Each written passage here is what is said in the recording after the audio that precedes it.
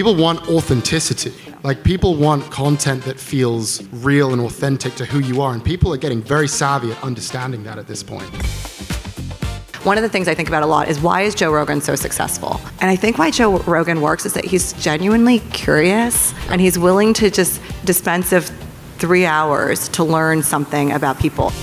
The thing that I want to do more of is live events like this. The reason that's important is the engagement aspect of your audience. We were talking about YouTube earlier. One thing that I really like about YouTube is a very small detail, but it really draws me to that platform, is the comment section. And just the fact that you can engage with your audience, you can talk to each other, you can have a dialogue. To me, that's really powerful. You do a lot of prep for your show. Talk to us a little bit about that process, like what goes into it. I spend all my time prepping for these episodes. The reason that I like to do it personally is I like to walk in there and just feel confident.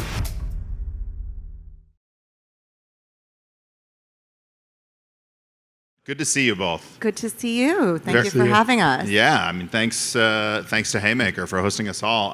First, before we get into anything, like, you two both have amazing podcasts. Probably probably the most professional podcasters in the room right now are these two people on stage. But for those in the audience who haven't heard the podcast, why don't you very briefly explain to them what they are, just to set the table. Yeah, so I co-host the show Mixed Signals at Semafor Media, and it's a show that is kind of rooted in this idea my co-host Ben Smith had, which is everybody thinks the media is a conspiracy, but it's not the conspiracy you think it is. It is a conspiracy, but not indeed the one you think it is. And so we kind of take the big stories of the day and dissect them. And before that, I used to executive produce Kara Swisher's podcast On and co-host the top and tail of that. And yeah, that's what we do. We just finished season 1 of Mixed Signals. Season 2 should be out soon. The election gave us a big old finale of season 1. What about you, Ed?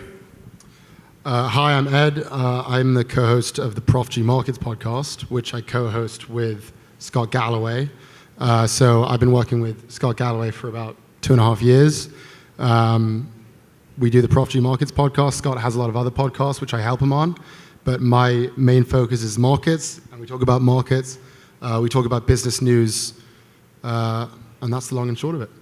Awesome. I want to get into the nuts and bolts of these shows and how they get made and how you both do what you do. But maybe before we do that, I was thinking we should zoom out a little bit, focus a little bit more on the macro. On both of your recent episodes, which I listened to, you both talk about, obviously, like all things, post-election, right? There's a lot of talk about media, about markets, post-election, and the impact of that. But I think it's really interesting that this election season, there's been so much focus on podcasts and about podcasts being such a central theme of this election, leading up to the election. Maybe we could talk a little bit about why that is, why that happened. Yeah. Podcasts have been around for a while, but it seems like we're reaching peak podcasts when they've had so much impact on the presidential election. Yeah, so I think that the story of this election cycle, I mean, there's no point in doing punditry that hasn't been covered in the 90 million hours of programming since Election Day. But this being the podcast election, I think it's actually in many ways been the COVID election. The vote itself, a lot of people were motivated by their sense of COVID. A lot of fragmentation happened in media during COVID. So to the extent that COVID was a bit of the pandemic era, 2020 was a bit of a monoculture in that we were all experiencing the same thing for the first time. It was also the beginning of the most fragmented period, I think, in media, and really the rise of a number of new podcasts. And podcasts that had been around for a while saw their growth pick up. I think people were able to be, we went from Game of Thrones to all of a sudden watching people on their home setups. And I come from a background of filmmaking and documentary filmmaking, and I think that reset of what things look like and audiences' comfort with a very generic looking thing could never have happened without the pandemic. And so this was, in many ways, people are calling it the podcast election. But interestingly, it wasn't the election determined by newsmaking. It wasn't the traditional news podcasts or even news podcasts per se. It was the likes of Joe Rogan. This is also where the money is going. I think you're going to see a huge uptick in advertising in podcasts. But really, like you've seen these new Spotify deals, they're apolitical, they're content that has a lot of evergreen potential, and they're pretty raw and unedited for the most part, So I don't know, that's my take on the election and podcasts. I think a lot of what you just said, you said it's raw and unedited. You said it's a very simple, simple framework and structure. Ed, do you feel like that actually has a lot to do with why it was so ripe for sort of election content because of the unedited nature of it?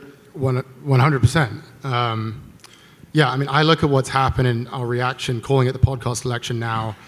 To me, it was just like a confirmation of something I already felt. Yeah. Like, maybe I'm just young. I'm 25 years old, but I don't watch TV. Like, I don't watch MSNBC. I don't really watch CNN. I'll watch clips of it sometimes.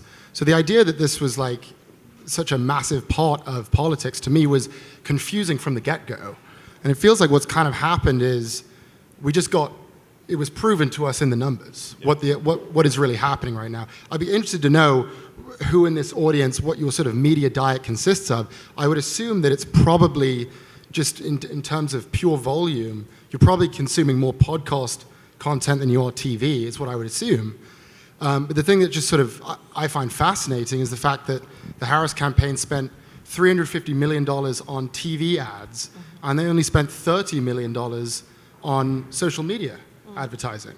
So to me, it's just like a reflection of, now we have the proof. Yeah, the media landscape has changed. We've been saying this for years. I think all of us know that, but it's sort of like the slap in the face we needed, where it's like, okay, now it's time to start reallocating your budgets. Yeah, but the thing with the budgets is like you don't need to pour money into social media because like the biggest ad Kamala Harris could have had was Charlie XCX saying Kamala is brat. And I think traditional ad dollars and traditional businesses, and this is why in some ways news organizations and studios that come out of them are behind the kind of entrepreneurial independent podcasters, is that there's a premium on what's organic and authentic in social media. And in our new age, like forget social media, even podcasts versus TV, these things don't matter anymore. A show is a show is a show.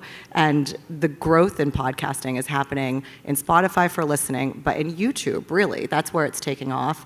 And I'm curious, like you sold your company to YouTube, to Spotify, in what, 2017? 2019. 2019. So did you see this coming, the video era of podcasting? I think at the time we didn't, like that early in 2019, it wasn't about video, but I think maybe to your point, Nayeema, about the pandemic, I think once the pandemic happened, kind of everything shifted to video because a lot of these podcasts, I mean, I think the two of you both record your podcasts in a studio, face-to-face with your co-host, is that right? Yes. Mine's on Zoom. Yours is on Zoom. Oh, I thought yours was I'm in a studio, but my co-host is in his apartment. Okay. Yeah, I have a setup in my apartment, and Ben does too. But sometimes we do it in a studio, but often Mostly we're just on Zoom. traveling. Yeah, mostly on Riverside. On Riverside, We should yes. give Riverside So FM. when the pandemic happened, everyone actually did what you two now do, where you're over Zoom or Riverside, and now you've got this video content, and you want to get distribution for it, and so you put it on not just Spotify, but you put it on YouTube. Yeah. And so I think that was the moment that podcasts really shifted to video. And now, like I think you said it earlier, Ed, like it's all just one thing, right? Yeah. It's all just one format. Podcast is video, is podcast. It's show. just a talk show. It's a show. And Spotify now has these incentives to like create vertical video directly and creator tools. So they're becoming almost like Spotify meets Snapchat for creators in audio that are really video creators at this point. So the whole thing has fused. And it'll be curious to see what happens to like linear television news, because that's where that's probably, the thing that has to compete with us the most. Yeah, I just, on YouTube, I think what I find interesting, I don't think people are watching podcasts on YouTube because they want to see our faces. Ed, you're so humble. But our show on YouTube, it's. I think what people are doing is they're clicking on the thing and they're just sort of putting it next to their sink or next to their stove while they're doing the cooking, they're cleaning, and they're hearing it in the headphones. And I think, to me, what the YouTube movement says is that we just need to be meeting the audience where they are. Yeah. That's the reality. Is we have a big part of our audience likes to watch videos on YouTube. And so if we can figure out a way to get our content just in front of them, meet them where they are, regardless of whether we're tailoring it to them, that's what we need to be doing. So we've seen growth on YouTube. I think the same thing goes for social media. I think your point about Spotify vertically integrating, it's all about just meeting the audience where they are and sort of catering to their habits. And if you're not doing that, if you're not presenting the content in the way they want and in the way that is natural for them, then you're not really doing your job. Maybe to that point, we talked a little bit about this content being on YouTube, being on Spotify, being everywhere. You're talking about meeting people where they are.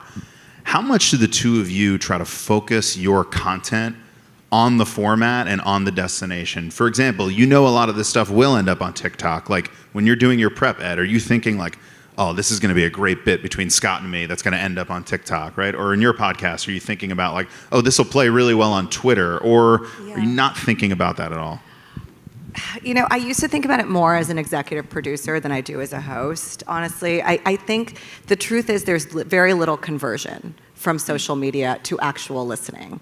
So social is not traditionally, social can grow a character, can grow a personality, and that personality can then grow a podcast. I think Scott Galloway is a very good example of that, someone whose social presence has really risen in recent years.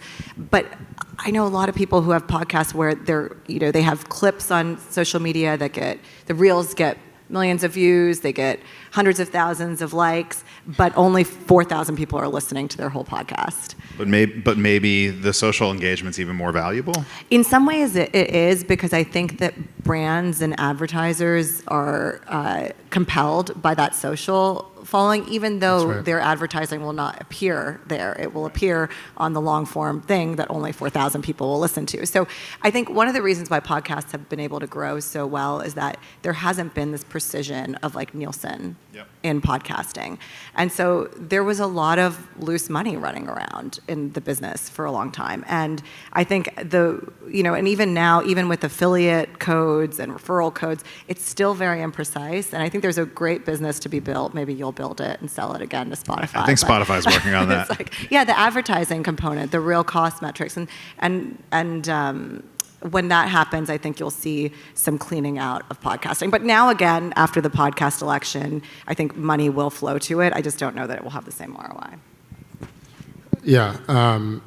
You asked, am I thinking like, is this a TikTok? Thinking about the format in your content planning? I think about it all the time, personally. Okay. I wish I didn't. Like, I wish I could just have a great time and just like let it all spill out and just do whatever I'm doing. But personally, I am thinking about it. Like sometimes I'll say something like, that wasn't quick enough, that wasn't succinct enough. Sometimes I'll say it and I'll be like, that was gonna be great. The TikTok, it was perfectly short enough, it's exactly what people want. I'm definitely thinking about it.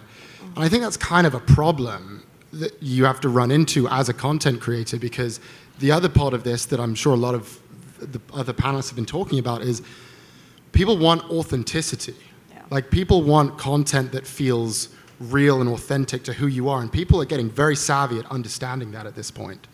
So if you're like faking it and trying to really tailor what you're saying because you need it to be smaller than 60 seconds so that it can be distributed across socials, you're already kind of screwing yourself. So that's sort of the balance that I think that we need to grapple with in this new age, is how do you package it correctly? How do you polish it and clean it up such that it is amenable across all these different distribution platforms, and at the same time make it authentic and be true to yourself, because you're also being judged on that too. For sure. Ed, backstage, you talked about that you do a lot of prep for your show. I know you come into these episodes, you come with a ton of different questions and research to talk about with Scott. Talk to us a little bit about that process, like what goes into it? How much time are you spending on prepping for each of these episodes? What's that like? I spend all my time prepping for these episodes. We have a sort of traditional newsroom pitch meeting. We kind of get together our team and pitch different stories, and then Scott and I kind of evaluate them, and then we're like, okay, we're gonna cover this. I then spend the next 24 hours just researching the hell out of those topics. I don't use all of that research when I'm in the podcast. I probably use like 30% of it. But the reason that I like to do it personally, and maybe this is applicable for other mediums, is I like to walk in there and just feel confident. And that to me is the most important thing, is if you can get on the mic once you're there. I just don't want to be waffling about. I want to know what my points are. I want to feel confident when I deliver them. And to me, the way to do that is to just research the hell out of these topics. So that's why I do it, such that I can sit on the mic and be like, okay, I know what I'm talking about. And that probably drives the authenticity that you're both speaking about, right? If you're confident, you're going to seem authentic. I'm not bullshitting. Exactly. Yeah. I tend to like worry about knowing too much because the format needs to be short. And so it depends also what you're talking about. I think you guys are covering market moves, so there's just a lot of new research versus we're talking about big media stories, so we're kind of absorbed in them anyways, and very interview driven as well. And I think actually the thing I most enjoy doing is interviews. Actually, and I prep a lot for those interviews to know about the people, to know what's newsmaking, what they have not said yet, and really kind of push and disarm somebody into giving you something revelatory, right? I think that's, and it's not always combative. It's more about learning something new. And when someone is willing to come in and provide that perspective, it's not always the big names, you know? That's something that I think Joe Rogan has given an example of. Like, one of the things I think about a lot is, why is Joe Rogan so successful? Not like, how can the left or mainstream media make a Joe Rogan? It's like, why is Joe Rogan working? Mm-hmm. And I think why Joe Rogan works is that he's genuinely curious, and he's willing to just dispense of 3 hours to learn something about people. And he's not going to fact check them at every turn. He doesn't have the responsibilities that like I do as a journalist to make sure that the thing that's going to end up airing is 100%, is as accurate as possible. But that he's going to really give people space and time. And I think people are looking for that. Like, more people, the country is 43% independent. You saw people's, in voting, Trump was outrunning his Republican senators and House members in districts. I think people are just much more independent, and they want their podcasters to be independent too. So there's something about just an openness. And one of the things I've learned is like big names don't always pay off. In fact, we recently did an episode with James Bennett, who is my former boss at New York Times Opinion, and was 20 years before that the Middle East, the Jerusalem bureau chief for the New York Times. And we talked to him about this question, the kind of live wire question of, is the media biased on the Middle East, on Israel and Palestine? Everyone thinks it's biased, but people think it's biased in different directions. And we had such an amazing conversation with him because he wasn't deep in the thick of it. He wasn't the person, covering at that time. And it was a conversation we probably couldn't have had with a top editor at the Times currently. Yeah. Nayeema, you're a host at Semafor on this podcast, but you previously were an executive producer on Kara Swisher's show. What's the transition been like for you? What did you do in your old role versus this one, and how are you liking it? I mean, I manage a lot less these days in podcasting land. Kara and I worked together for 3.5 years.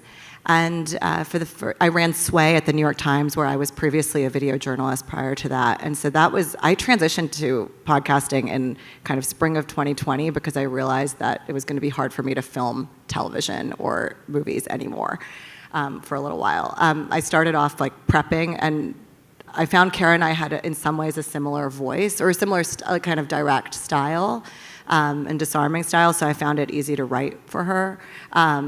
And we did that show for 2 years, and then went on with Kara Swisher at New York Magazine and Vox, which we worked on together for 1.5 years. And in that, I was on air as well. I was on air at the top and the tail of the episodes, and then sometimes hosted. So I kind of built up my voice there, I guess. And then it's been an easy transition. The thing I love most is interviewing. I think punditry is still something that I kind of like. I feel I'm not as much of a consumer of, and so it's hard for me to do. And there are things like right now, I have a lot of opinions on the business of podcasting because I'm in the thick of it. But what I really love to do is ask people questions. And as you said, you're still having to put a ton of research into the people you're interviewing, the subject. So it's not just like you're just showing up and talking. Like there's a real investment of time in preparing for these episodes. Of course, and a lot of prep goes into it, not just by us, but also by the producers. So the producers that we've had on the first season of Semafor were great. Allison Rogers, Izaki, and then a whole team of Semafor that really have been fantastic. And I mean, they're a 2-year-old news organization, and they've been able to stand up this podcast. I think is really, an excellent quality, and obviously has excellent backing from Think with Google. So it takes the village, and I think that's so interesting about the format because people think you're just showing up, and it's so intimate, and anyone can just do it. So easy. Yeah. And meanwhile, poor Ed is running out of that editorial meeting and reading for 24 hours straight until taping. But yeah. It just got to the point where I was ready to kind of ask questions myself as opposed to write them. So it was not a difficult transition. Let's get into the business of podcasting a little bit. So Ed, you and Scott and the team, you're an independent company. You're doing your own thing. Whereas Nayeema, you're obviously the podcast is part of Semafor. I guess Ed, how do you think about the business of your podcast? Like to what end are you doing it? And then I think for both of you, I'm interested in understanding what you think about the future of the business of podcasting. I don't think about the business that much, to be honest, because I'm creating the content. I just want to make sure that our audience is growing and that our audience is becoming increasingly engaged. And I think the rest will work out itself. If we break down the business the way it actually works for us, we make money selling ads on our podcast. We also sell books. We also do speaking engagements. Do you do subscriptions on the podcast? Like, is there a subscription version, or Nope. it's just ad supported? It's just ad supported, and I'm okay to keep it that way. I mean, it works out nicely for us, and Vox Media is our distributor, and they sort of sell the ads. So, that works for us. So, it's a very simple model, and I'm sort of focused on growing the audience. I think the thing that I want to do more of is live events like this. I think the reason that's important is the engagement aspect of your audience, which I think is becoming more and more important. I mean, we were talking about YouTube earlier. One thing that I really like about YouTube is a very small detail, but it really draws me to that platform, is the comment section. Mm-hmm. And just the fact that you can engage with your audience, you can talk to each other, you can have a dialogue. To me, that's really powerful, and I think it's another reason why people like listening to podcasts on YouTube is because they can just hear what other people have to say about it and talk to them. And so Spotify actually now just released their own comments feature on podcasts, and that's exactly the way to do it, because what people want more than just entertainment and just hearing something is like feeling like they actually have a stake in it and like they are actually engaging in that content. And so to me, the best way to do that, if we're to really engage our audience, is to do more live events. It's to interact with them in person and just work really hard to find as many opportunities as possible to have moments that feel genuinely engaging and genuine and real. And so, I mean, that's sort of the next step in my view for growing our business, is going live.